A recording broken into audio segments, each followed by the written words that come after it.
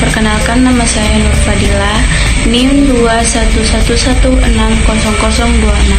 Di sini saya akan memaparkan makalah saya, yaitu berjudul tentang landasan pendidikan Pancasila, historis, kultural, yuridis, dan filosofis. Jadi, landasan pendidikan Pancasila terbagi menjadi 4, yaitu landasan historis, landasan kultural, landasan yuridis, dan landasan filosofis. Jadi, yang pertama, landasan historis. Landasan historis, secara historis, nilai-nilai yang terkandung dalam setiap sila Pancasila sebelum dirumuskan dan disahkan menjadi dasar negara Indonesia secara objektif historis telah dimiliki oleh bangsa Indonesia sendiri, sehingga asal nilai-nilai Pancasila tersebut tidak lain adalah dari bangsa Indonesia sendiri atau bangsa Indonesia sebagai kuasa material Pancasila. Yang kedua, landasan kultural yang dimiliki melalui proses refleksi filosofis para pendiri negara. Oleh karena itu, generasi penerus terutama kalangan intelektual kampus sudah seharusnya untuk mendalami serta mengkaji karya besar tersebut dalam upaya untuk melestarikan secara dinamis, dalam arti mengembangkan sesuai dengan tuntunan zaman. Dan yang ketiga, landasan yuridis. Landasan yuridis atau hukum perkuliahan pendidikan Pancasila di perguruan tinggi diatur dalam Undang-Undang Nomor 2 Tahun 1989 tentang Sistem Pendidikan Nasional. Pasal 39 menyatakan isi kurikulum setiap jenis, jalur dan jenjang pendidikan wajib memuat pendidikan Pancasila, pendidikan agama, pendidikan kewarganegaraan. Dan yang terakhir adalah landasan filosofis. Secara filosofis, bangsa Indonesia sebelum mendirikan negaranya adalah sebagai bangsa yang berketuhanan dan berkemanusiaan. Hal ini berdasarkan kenyataan objektif bahwa manusia adalah makhluk Tuhan. Setiap aspek menyelenggarakan negara harus bersumber pada nilai-nilai Pancasila, termasuk sistem peraturan perundang-undangan di Indonesia. Oleh karena itu, dalam realisasi kenegaraan termasuk dalam proses reformasi dewasa ini merupakan suatu keharusan bahwa Pancasila merupakan sumber nilai dalam pelaksanaan negara, baik dalam pembangunan nasional, ekonomi, politik, hukum, secara budaya, maupun pertahanan keamanan.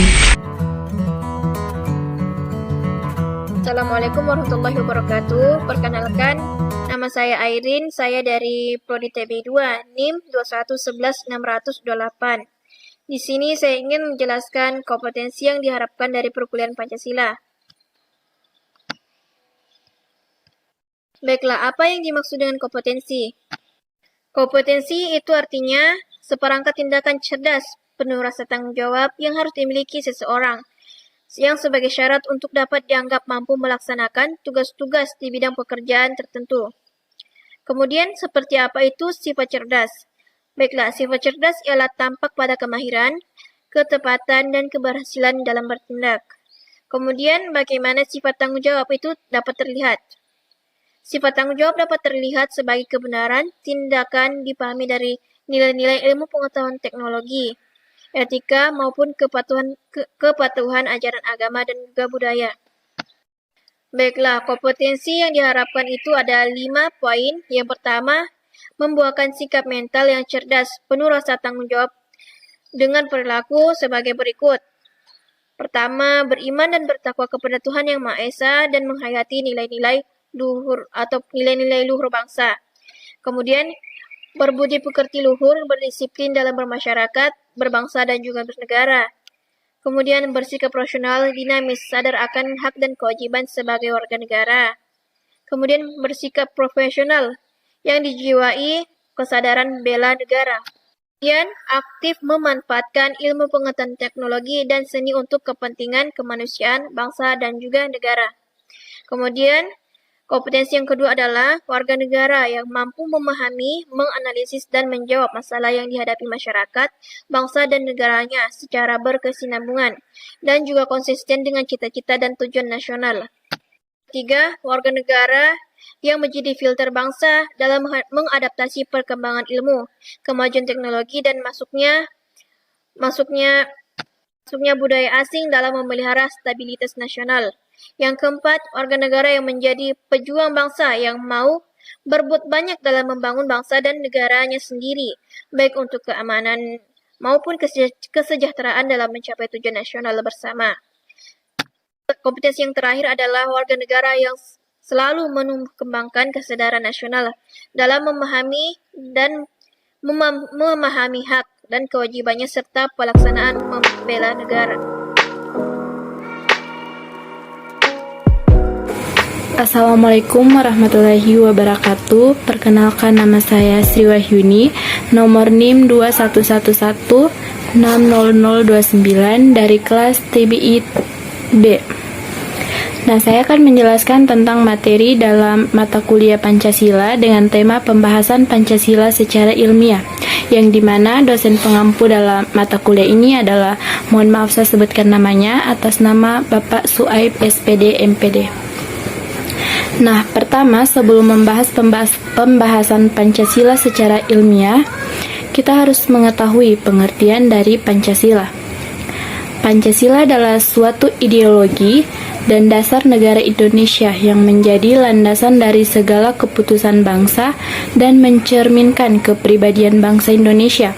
Dengan kata lain, Pancasila adalah dasar dalam mengatur pemerintahan negara Indonesia yang mengutamakan semua komponen di seluruh wilayah Indonesia. Kemudian, pembahasan Pancasila termasuk filsafat Pancasila sebagai suatu kajian ilmiah harus memenuhi syarat-syarat ilmiah sebagaimana dikemukakan oleh Insinyur Poedjo-Wiyatno dalam bukunya yang merinci syarat-syarat ilmiah sebagai berikut. Yang pertama, berobjek. Berobjek adalah syarat pertama bagi suatu pengetahuan yang memenuhi syarat ilmiah, yaitu bahwa semua ilmu pengetahuan itu harus berobjek. Oleh alasannya yaitu pembahasan Pancasila secara ilmiah harus mempunyai objek yang di dalam filsafat ilmu pengetahuan dibedakan atas dua macam, yaitu objek formal dan objek material. Objek formal Pancasila yaitu suatu sudut pandang tertentu dalam pembahasan Pancasila, atau dari sudut pandang. Pada hakikatnya, Pancasila sanggup dibahas dari aneka macam-macam sudut pandang, yaitu dari sudut pandang moral, maka terdapat bidang pembahasan moral Pancasila. Dari sudut pandang ekonomi, maka terdapat bidang pembahasan ekonomi Pancasila. Dan dari sudut pandang hukum adalah hukum dan kenegaraan, maka terdapat bidang pembahasan Pancasila yuridis kenegaraan dan lain sebagainya. Sedangkan objek material Pancasila yaitu suatu objek yang merupakan target pembahasan dan pengkajian Pancasila, baik bersifat empiris maupun non-empiris. Pancasila yaitu merupakan hasil budaya bangsa Indonesia sebagai kausa materialis Pancasila atau sebagai asal mula nilai-nilai Pancasila. Oleh dasarnya yaitu objek material pembahasan Pancasila yaitu bangsa Indonesia dengan segala aspek budayanya dalam bermasyarakat, berbangsa, dan juga bernegara. Yang kedua, bermetode. Setiap pengetahuan ilmiah harus mempunyai metode yang seperangkat cara atau sistem pendekatan dalam rangka pembahasan Pancasila untuk mendapat suatu kebenaran yang bersifat objektif. Metode dalam pembahasan Pancasila sangat bergantung pada karakteristik objek formal maupun material Pancasila. Salah satu metode dalam pembahasan Pancasila yaitu metode analitiko-sintetik, yaitu suatu perpaduan metode analisis dan sintesis. Oleh dasarnya yaitu objek Pancasila banyak berkaitan dengan hasil-hasil budaya dan objek sejarah, yaitu lazim dipakai metode hermeneutika, yaitu suatu metode untuk menemukan makna di balik objek. Demikian juga metode analitika bahasa, serta metode pemahaman, penafsiran, dan interpretasi. Dan metode-metode tersebut senantiasa didasarkan atas hukum-hukum logika dalam suatu penarikan kesimpulan. Kemudian yang ketiga, bersistem. Suatu pengetahuan ilmiah harus merupakan suatu yang bundar dan utuh. Bagian-bagian dari pengetahuan ilmiah itu harus merupakan satu kesatuan, antara bagian-bagian itu saling berhubungan. Pembahasan Pancasila secara ilmiah harus merupakan suatu kesatuan dan keutuhan. Bahkan Pancasila itu sendiri dalam dirinya merupakan suatu kesatuan dan keutuhan, atau disebut majemuk tunggal, yaitu kelima sila itu satu kesatuan dan kebulatan. Kemudian yang keempat adalah bersifat universal. Kebenaran suatu pengetahuan ilmiah harus bersifat universal. Artinya, kebenaran tidak terbatas oleh waktu, ruang, keadaan, situasi, kondisi, maupun jumlah tertentu. Dalam kaitannya dengan kajian Pancasila, hakikat ontologis nilai-nilai Pancasila yaitu bersifat universal, atau dengan kata lain, perkataan intisari, esensi atau makna yang terdalam dari sila-sila Pancasila pada hakikatnya yaitu bersifat universal. Nah, demikian materi yang bisa saya sampaikan. Jika masih ada kekurangan, mohon dimaafkan.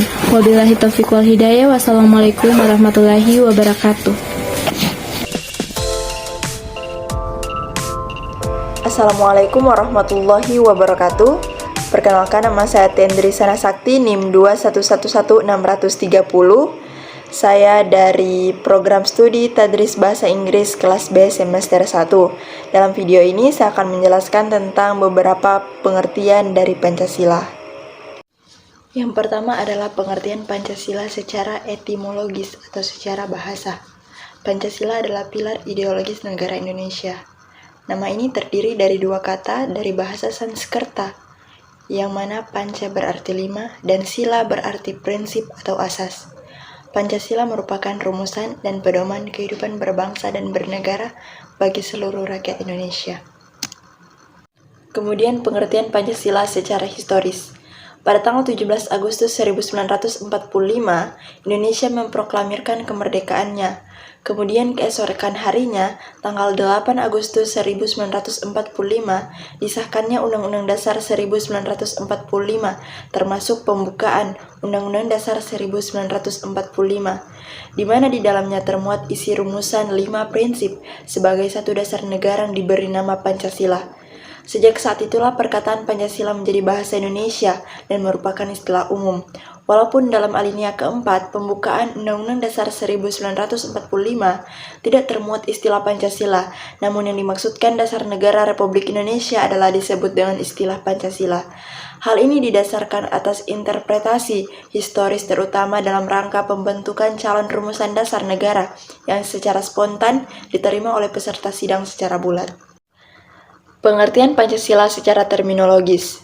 Untuk melengkapi alat-alat perlengkapan negara sebagaimana lazimnya negara-negara yang merdeka, maka Panitia Persiapan Kemerdekaan Indonesia atau yang disingkat dengan PPKI segera mengadakan sidang. Dalam sidangnya tanggal 8 Agustus 1945 telah berhasil mengesahkan Undang-Undang Dasar Negara Republik Indonesia yang dikenal dengan UUD 1945. Adapun UUD 1945 yang berisi 37 pasal, satu aturan peralihan yang terdiri atas 4 pasal, dan satu aturan tambahan yang terdiri atas 2 ayat.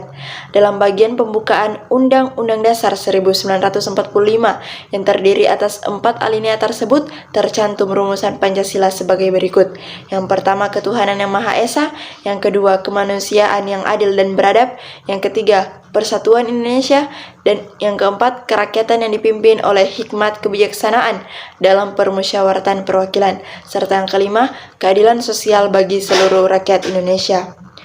Rumusan Pancasila sebagaimana tercantum dalam pembukaan Undang-Undang Dasar 1945 inilah yang secara konstitusional sah dan benar sebagai dasar negara Republik Indonesia yang disahkan oleh PPKI yang mewakili seluruh rakyat Indonesia.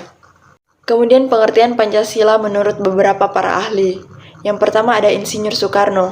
Arti Pancasila menurut Insinyur Soekarno adalah isi jiwa bangsa Indonesia yang turun-menurun berabad-abad lamanya terpendam bisu oleh kebudayaan Barat. Dengan demikian, Pancasila bukan hanya sebagai falsafah negara, namun lebih luas lagi itu falsafah bagi bangsa Indonesia. Kemudian menurut Ruslan Abdul Ghani, menurut beliau Pancasila diartikan sebagai sebuah filsafat negara yang tercipta untuk menjadi ideologi kolektif demi kesejahteraan rakyat dan bangsa Indonesia. Kemudian menurut Notonegoro, menurut beliau arti Pancasila adalah dasar falsafah dan ideologi negara yang diharapkan menjadi pandangan hidup bangsa Indonesia sebagai dasar pemersatu, lambang persatuan dan kesatuan, serta sebagai pertahanan bangsa dan negara Indonesia. Kemudian pengertian Pancasila sebagai dasar negara. Makna Pancasila sebagai dasar negara adalah bahwa Pancasila digunakan sebagai dasar atau fundamen untuk mengatur pemerintah negara ataupun sebagai dasar untuk mengatur seluruh penyelenggaraan negara. Maka makna Pancasila sebagai dasar negara bisa didefinisikan sebagai kaidah negara yang fundamental, yang artinya sebagai hukum dasar, baik itu yang tertulis atau yang tidak tertulis, dan semua peraturan perundang-undangan yang berlaku dalam negara Indonesia sudah seharusnya bersumber dan ada di bawah pokok kaidah negara yang fundamental. Kemudian pengertian Pancasila sebagai ideologi negara. Pancasila sebagai ideologi negara berarti Pancasila dijadikan ideologi sebagai pedoman oleh masyarakat Indonesia dalam menjalankan kehidupannya. Nilai-nilai yang terkandung dalam kelima asas Pancasila menjadi landasan masyarakat dalam bersosialisasi, kehidupan beragama, hak asasi manusia, dan bekerja sama. Peran Pancasila sebagai ideologi negara memberi bimbingan kepada masyarakat Indonesia dalam menentukan sikap dan tingkah laku. Nilai-nilai yang terkandung dalam kelima asas Pancasila dijadikan patokan aturan oleh bangsa ini dalam berbuat di kehidupan bermasyarakat serta bernegara. Kemudian pengertian Pancasila sebagai pandangan hidup bangsa. Makna Pancasila sebagai pandangan hidup bangsa berarti nilai-nilai ketuhanan, kemanusiaan, persatuan, kerakyatan, serta keadilan telah diyakini kebenarannya, kebaikannya, keindahannya, serta kegunaannya bagi bangsa Indonesia. Pancasila menjadi pedoman kehidupan bermasyarakat dan berbangsa. Di samping itu, bangsa Indonesia juga memiliki tekad kuat dalam mengamalkan nilai-nilai Pancasila pada kehidupan nyata. Pancasila berfungsi sebagai pandangan hidup, maka seluruh nilai Pancasila diterapkan pada kehidupan bermasyarakat, berbangsa, dan bernegara oleh seluruh masyarakat bangsa Indonesia.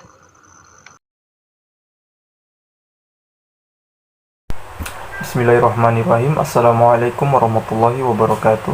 Perkenalkan, nama saya Muhammad Fadlan Zakaria, NIM 2111627. Di sini saya akan memaparkan materi makalah Pancasila dengan tema Tujuan Nasional dan Pendidikan Pancasila di Perguruan Tinggi. Langsung saja kita menuju ke pembahasan, yaitu A. Definisi Pendidikan Pancasila. Definisi Pancasila. Pancasila telah menjadi istilah resmi sebagai dasar falsafah negara Republik Indonesia, baik ditinjau dari sudut bahasa maupun sudut sejarah. Menurut berbagai sumber, Pancasila memiliki banyak pengertian. Di antaranya, menurut Insinyur Soekarno, Pancasila adalah isi jiwa bangsa Indonesia yang turun-temurun sekian abad lamanya, terpendam bisu oleh kebudayaan Barat. Dengan demikian, Pancasila tidak saja falsafah negara, tetapi lebih luas lagi, yakni falsafah bangsa Indonesia. Definisi pendidikan Pancasila. Pendidikan Pancasila merupakan pendidikan dasar dengan Pancasila dan Undang-Undang Dasar Negara 1945 yang melandasi pendidikan di Indonesia, yang bertujuan untuk mengarahkan perhatian pada moral bangsa yang diharapkan terwujud dalam kehidupan sehari-hari.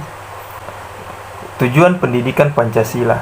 Dalam Undang-Undang Nomor 2 Tahun 1989 tentang Sistem Pendidikan Nasional dan juga termuat dalam SK Dirjen Dikti nomor 38-Dikti-KEP-2003 dijelaskan bahwa tujuan pendidikan Pancasila mengarahkan perhatian pada moral yang diharapkan terwujud dalam kehidupan sehari-hari, yaitu perilaku yang memancarkan iman dan takwa terhadap Tuhan Yang Maha Esa dalam masyarakat yang terdiri atas berbagai golongan agama, kebudayaan, dan beraneka ragam kepentingan.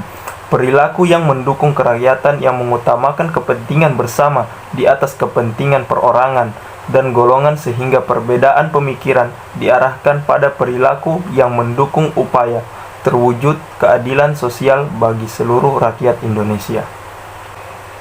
B. Nilai-nilai Pancasila.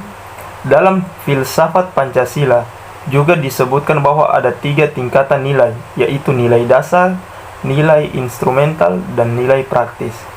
1. Nilai dasar, yaitu nilai yang mendasari nilai instrumental. 2. Nilai instrumental, yaitu nilai sebagai pelaksanaan umum pada nilai dasar, umumnya berbentuk norma sosial dan norma hukum, yang selanjutnya akan terkristalisasi dalam peraturan dan mekanisme lembaga-lembaga negara. 3. Nilai praktis, yaitu nilai yang sesungguhnya yang kita laksanakan dalam kenyataan.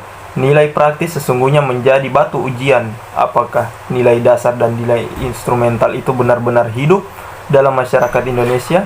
Nilai Pancasila termasuk nilai etik dan atau nilai moral.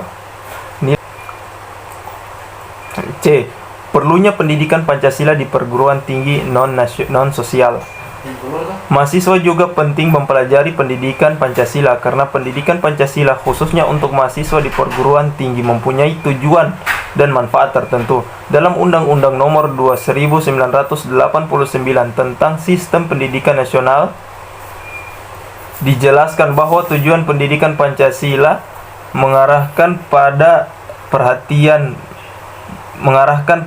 pada moral yang diharapkan terwujud dalam kehidupan sehari-hari, yaitu perilaku yang memancarkan iman dan takwa kepada Tuhan Yang Maha Esa dalam masyarakat yang terdiri atas golongan agama, kebudayaan, dan beraneka ragam kepentingan.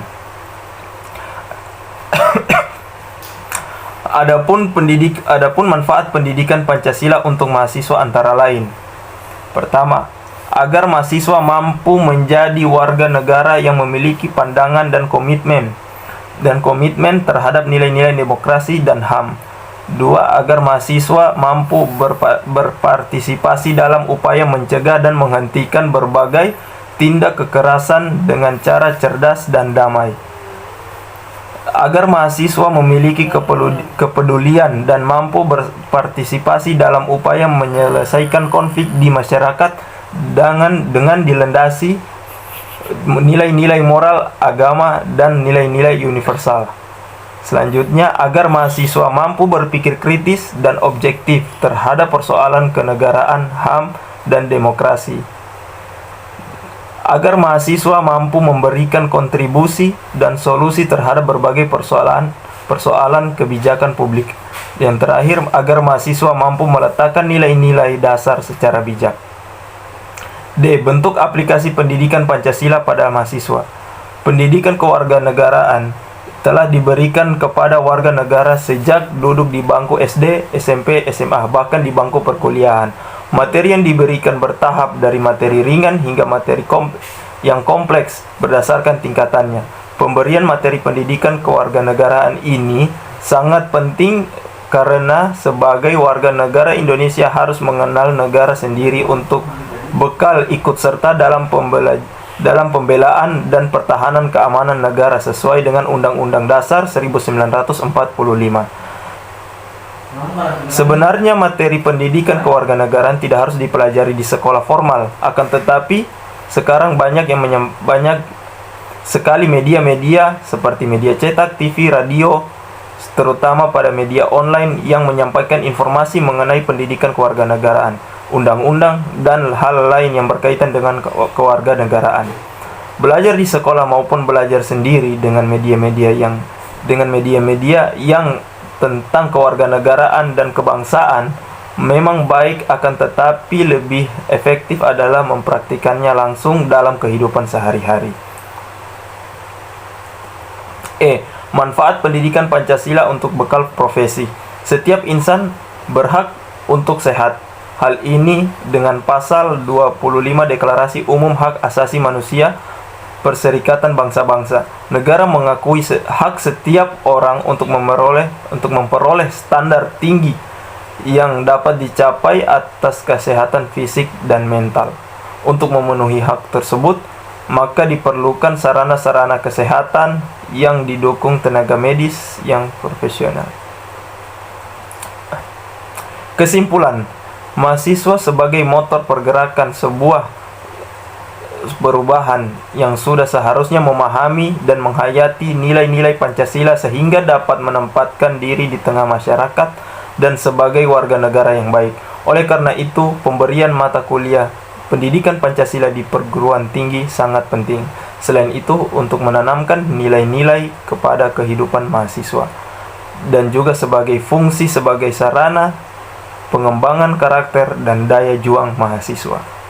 Mungkin cukup sekian yang bisa saya sampaikan. Kurang dan lebihnya saya mohon maaf. Wassalamualaikum warahmatullahi wabarakatuh.